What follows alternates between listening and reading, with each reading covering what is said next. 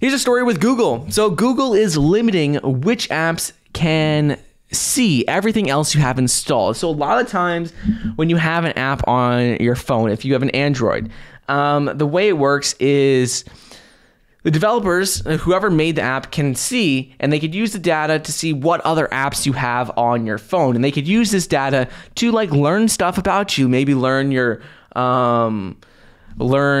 political party, learn like political affiliations, maybe dating preferences, personal traits, things like that. They can, even though they don't have access to data within those apps, just by seeing what apps you have downloaded on your phone, it could help them figure out more about you as a person. So what Google and the Google Play Store is now doing is now they're only allowing this feature to specific apps.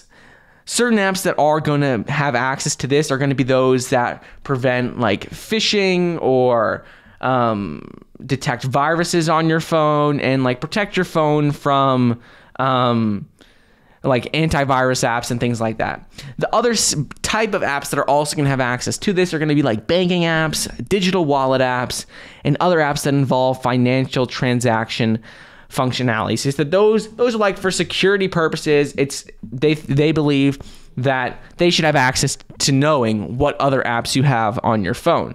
But if they don't fall into one of those two categories, not like a banking app or an antivirus or file manager app, well, then they're not going to have access to it. And the only way they can is if they apply using a form on Google, and they're going to have to apply, and Google's going to have to determine if they think that these apps are, if they need to have this information. Do these developers need to know what other apps you have on your phone, or is it just useless information that they're requesting when it doesn't help with that specific app? So this is going to help a lot with, privacy, protecting some personal information.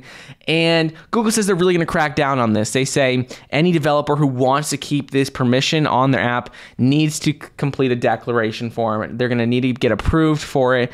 And if developers apply for it, or they keep the permission in the code, but Google doesn't believe they need it, well, these apps could be suspended. They could terminate the developers' accounts, and they're going to take strict measures. They're not going to treat this lightly. They think this is a big deal, protecting people's private information.